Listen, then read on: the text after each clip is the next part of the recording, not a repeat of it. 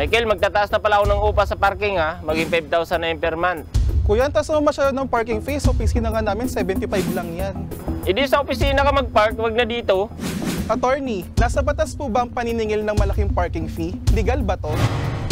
Legal po ito. Sa kasalukuyan ay wala pong batas sa Pilipinas na nagre-regulate sa mga parking fees sa mga pribadong parking spaces.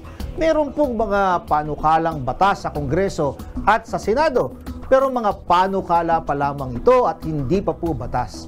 Kaya ang lahat ng usapin tungkol sa parking sa mga pribadong lugar ay sakop ng kontrata o kasunduan ng magkabilang panig. Kaya kung ang nakalagay sa inyong kontrata ay iyon ang masusunod. Kung walang nakalagay na escalation clause o bahagi ng kontrata na nagtatakda ng pagtaas ng upa, hindi maaaring taasan ang upa nang walang pagsang-ayon ng umuupa.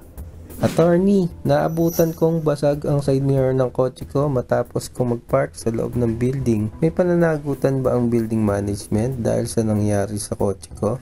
Wala pong pananagutan ang building management.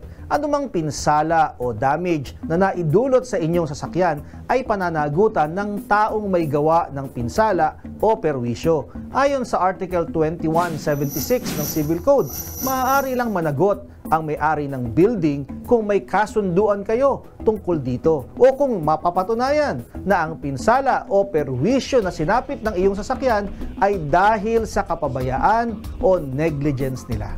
Kung kayo po ay may nais ikonsulta sa inyong lingkod, i-follow lang ang Facebook page ng Good Morning Kapatid. Mangyaring i-private message po ninyo sa akin ang inyong mga katanungan. Maraming salamat po.